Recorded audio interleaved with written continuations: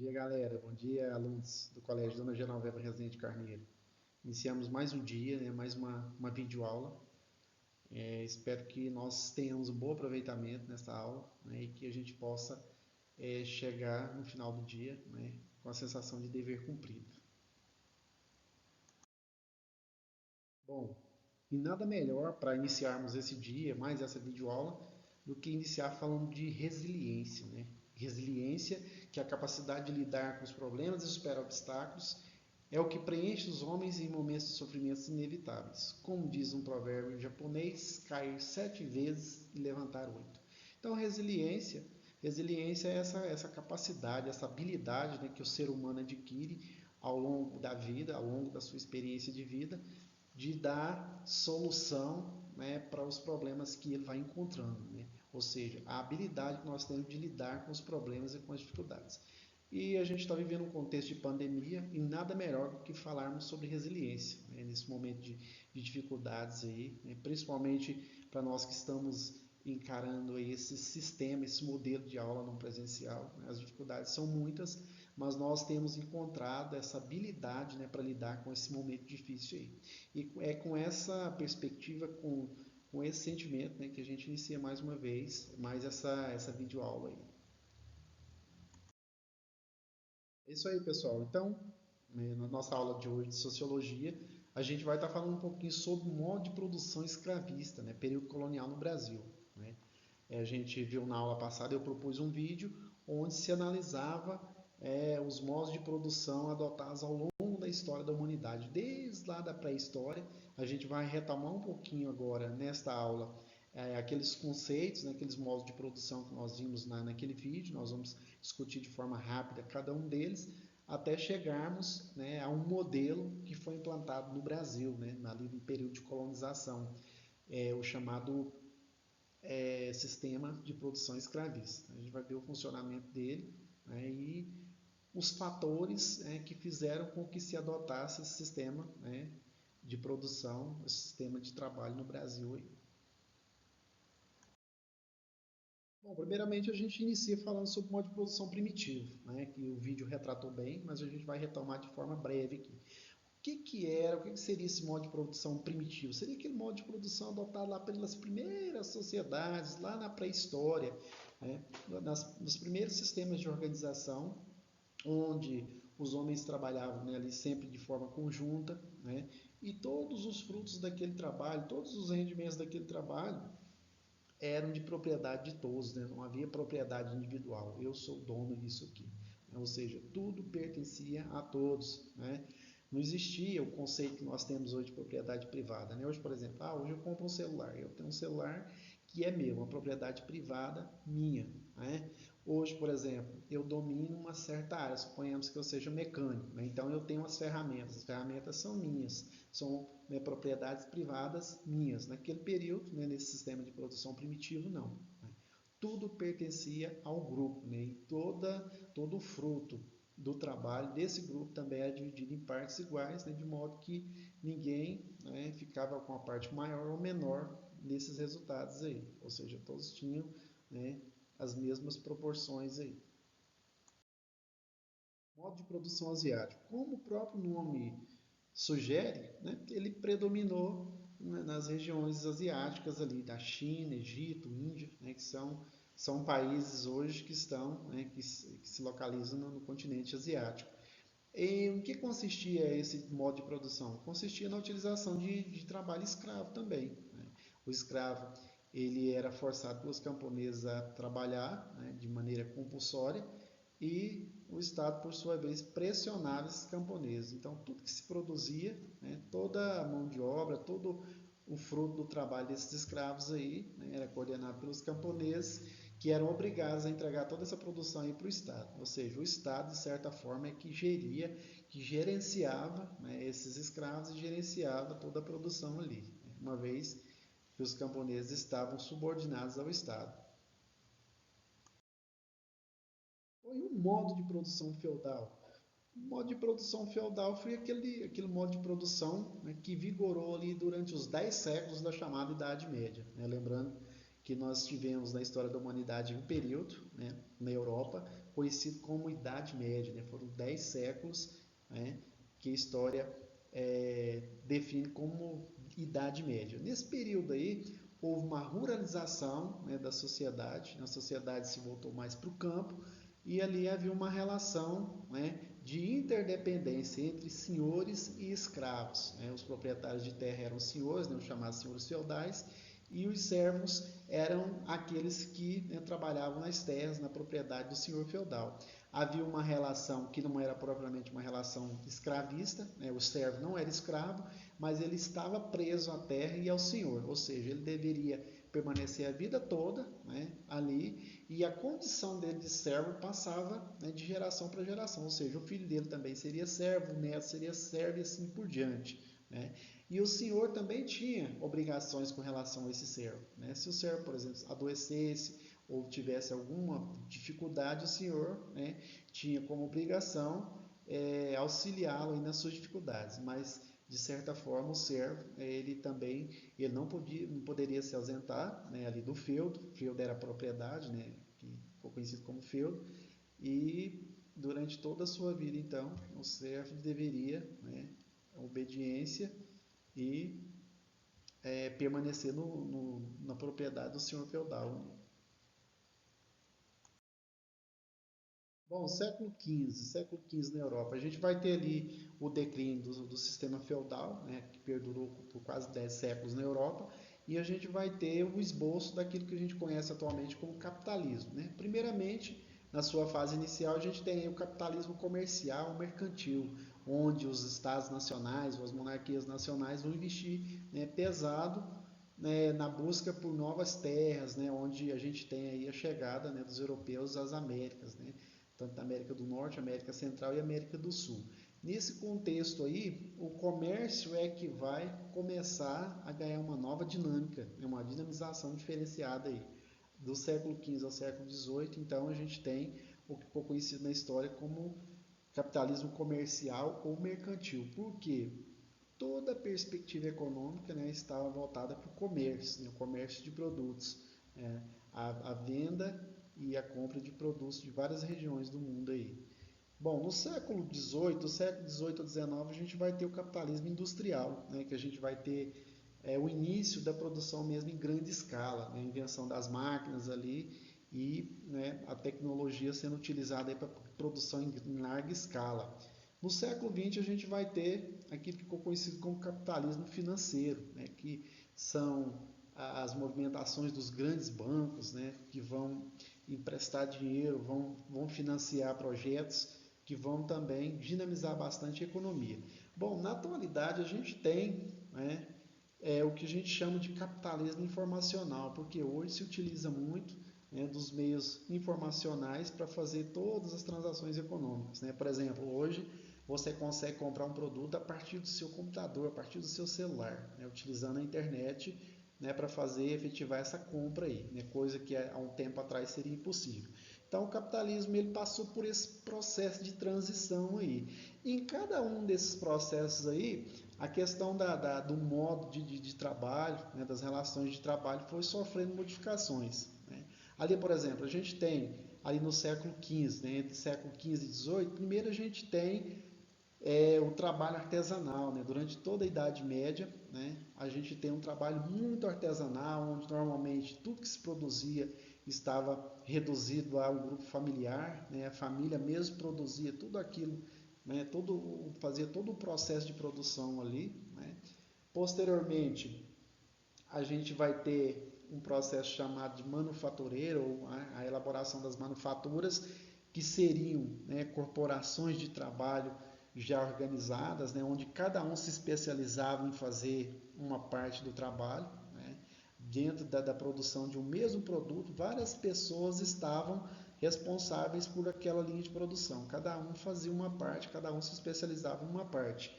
O processo de capitalismo industrial a gente já vai perceber as relações de trabalho assalariadas. Nesse momento aqui, as fábricas já vão contratar, né, as pessoas a partir de um salário, né? Vão oferecer já um salário para que essas pessoas estejam oferecendo a sua força de trabalho. E de lá para cá, essa dinâmica não tem se modificado.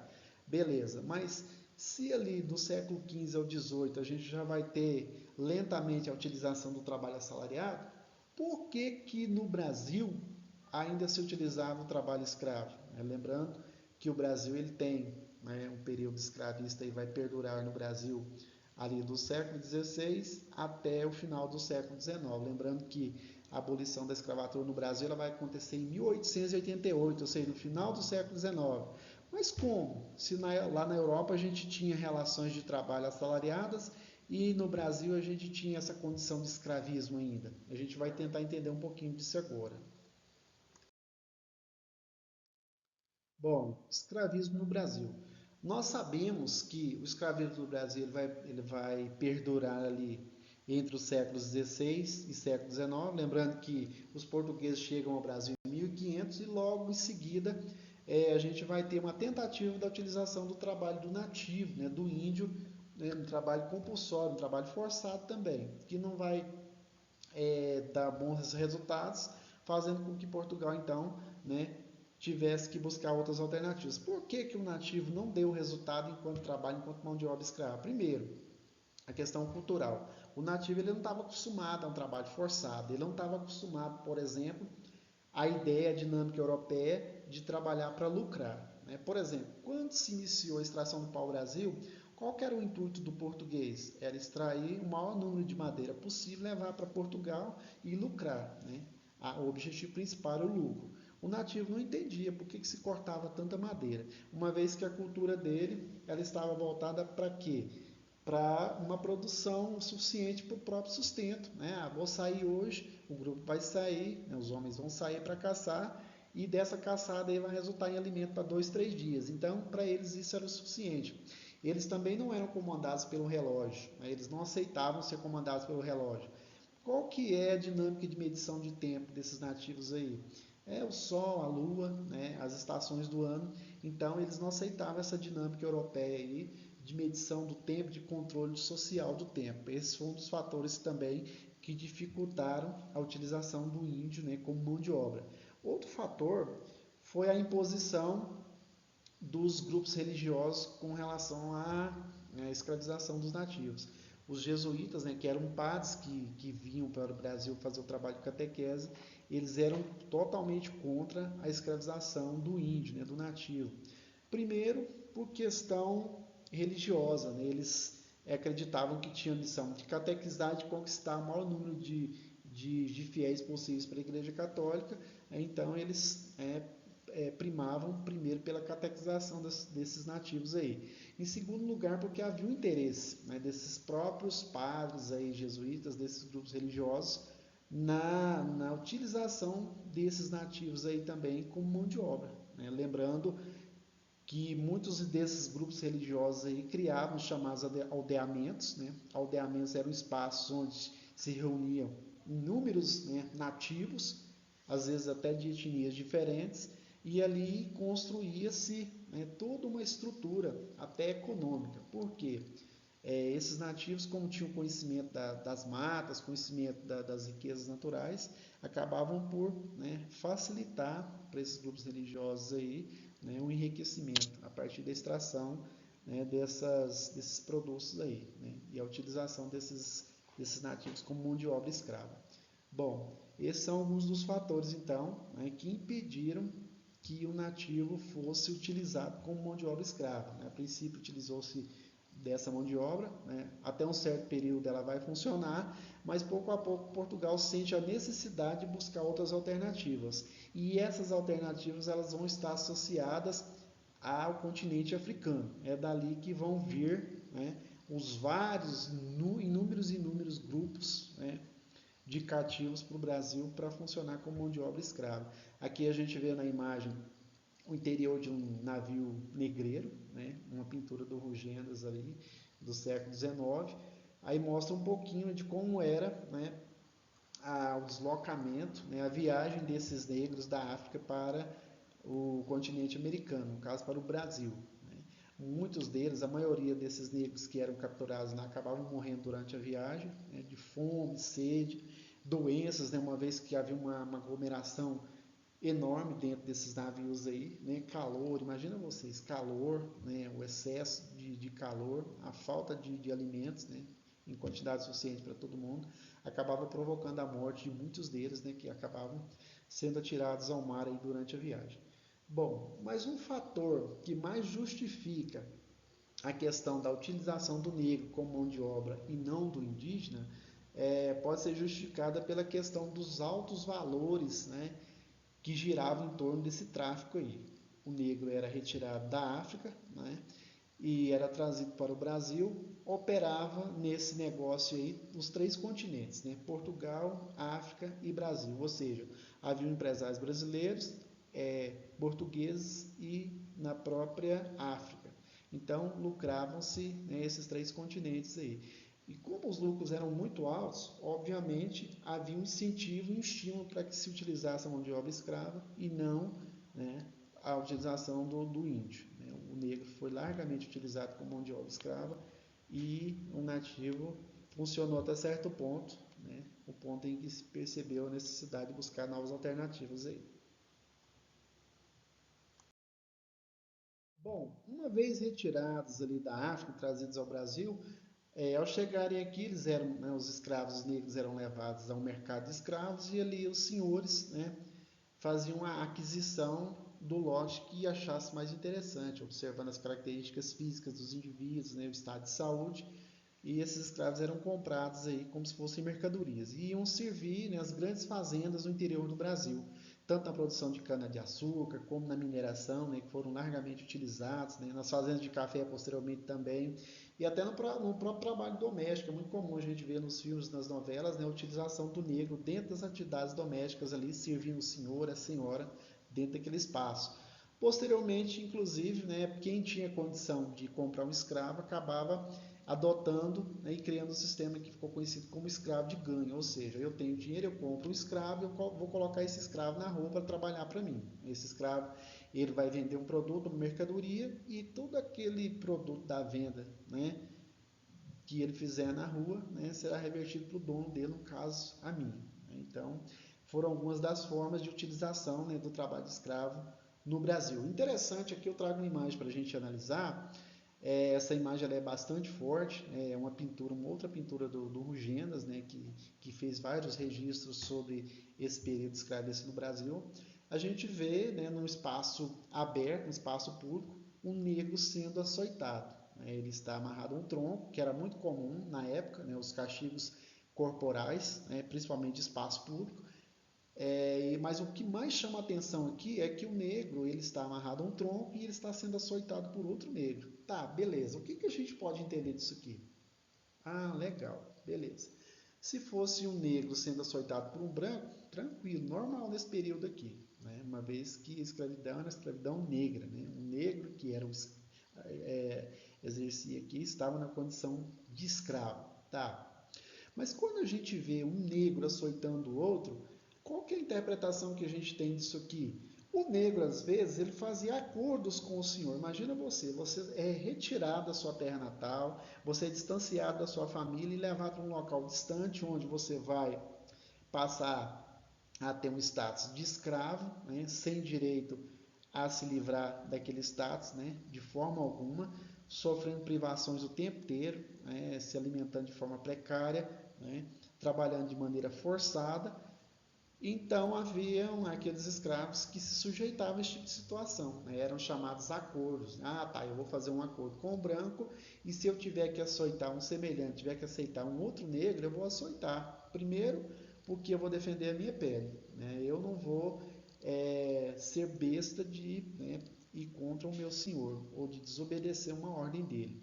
E, em segundo lugar, aqui também a gente tem que perceber que os brancos, né, os senhores faziam questão de comprar escravos, né, de lotes variados, ou seja, se eu tenho um lote aí com 50 escravos ali, eu vou ter 10 escravos de uma região da África, 10 escravos de outra região, de modo que às vezes esses escravos eram até inimigos, né, lá na África, eram tribos rivais. Então, chegando aqui para mim era muito fácil, né, açoitar um outro negro, porque ele não era uma pessoa que, né, estivesse próximo à minha realidade lá na África. Né? Ele não era alguém que era próximo a mim ali. Né? Então, são alguns dos fatores que explicam, né, nessa imagem por que o negro está sendo açoitado por outro negro, né? Mas de forma geral eram os acordos, né? O negro então, para não sofrer de forma drástica esses castigos aí, o que ele fazia? Ele acabava fazendo contratos, né, acordos com o senhor ali, né, para não sofrer esses maus tratos aí, pelo menos para se livrar, né? Seria mais cômodo, por exemplo, estar na condição daquele que está açoitando do que daquele sujeito que está sendo açoitado ali, né? Esses eram alguns dos acordos, né, que haviam, né? Às vezes, por necessidade, né, eles acabavam fazendo esses acordos aí. Da escravidão no Brasil. Como a gente já vem falando, né, essa escravidão ela é justificada de várias formas, mas uma das justificativas também é que a população de Portugal naquele período, no século XVI, era uma população muito pequena, né? Então, por mais que muitos deles tivessem se deslocado para o Brasil, mesmo assim era um contingente muito pequeno para poder suprir as necessidades de mão de obra no Brasil naquele momento, né? Imagina vocês o tamanho do território brasileiro, né? Mesmo naquele contexto onde o território era bem menor, e ainda assim era um território de grandes proporções, e dada a grandiosidade das fazendas, e da produção de cana-de-açúcar, de toda a dinâmica econômica que passo a passo foi sendo instalada, então a necessidade de mão de obra era, né, muito grande e Portugal não conseguia suprir, né, essa necessidade dessa mão de obra. Então, se já havia, né, a escravidão ali na África, né, porque dentro do próprio continente africano já havia, né, esse sistema de escravidão. Como eu falei agora há pouco, havia sempre tribos rivais, né? Então essas tribos rivais, uma em combate com a outra, quando uma delas saía derrotada, normalmente aquele que saía derrotado ele acabava tendo que se sujeitar, né, a uma situação de escravidão, ou seja, ele era colocado na condição de escravo. E a maioria dos negros, né, dos negros escravizados que vieram para o Brasil, né, eram capturados na África, né, a partir dessa dinâmica aí, que era inclusive incentivada por Portugal, né, um conflito entre essas tribos aí, né, o Portugal acabava estimulando esse conflito para que desse conflito surgisse aí, né, escravos para serem, né, negociados aí dentro desse tráfico negreiro, né, que dinamizou um comércio grandioso, né, nesse processo aí de escravidão no Brasil. Escravidão no Brasil, como a gente já vem falando, né, para a gente encerrar essa parte aqui, o tráfico negreiro ele acabou, né, desencadeando um processo, né, de dinamização de vários aspectos da sociedade, né? A economia ela que girava em torno desse tráfico negreiro, né, ela era muito rentosa. Por quê? Ela acabou estimulando a produção, né, de embarcações, né, a própria questão da produção de alimentos, né, de armas e outros produtos que estavam ligados a esse comércio aí, foi, né, dinamizado pelo tráfico negreiro. Porque imagina vocês, Portugal, né, ele fazia esse processo aí de compra desse escravo trocando mercadorias, né? Tudo que se produzia no Brasil, né, aguardente, por exemplo, que era bastante apreciado lá na África, né, era trocado por escravos. Então havia uma dinamização econômica muito grande aí. Ou seja, o que se produzia aqui, né, acabava sendo moeda de troca no chamado escambo, né, com os africanos, né, com os líderes africanos na troca por escravos aí. E no processo final, né, Portugal lucrava muito com essa movimentação aí dessa venda, compra e venda de escravos para o continente americano, né, no caso para o Brasil.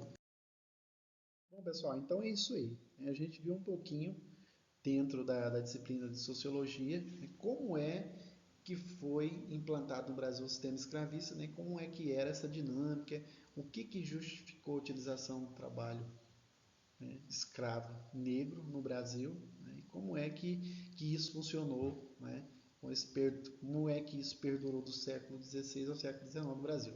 Aqui a gente tem as nossas referências bibliográficas, né, a partir das quais vocês poderão consultar todo esse material que foi utilizado na aula e mais alguns dados, né, que a gente não tem como utilizar todos, né, caso tenham interesse, vocês podem consultar a qualquer momento.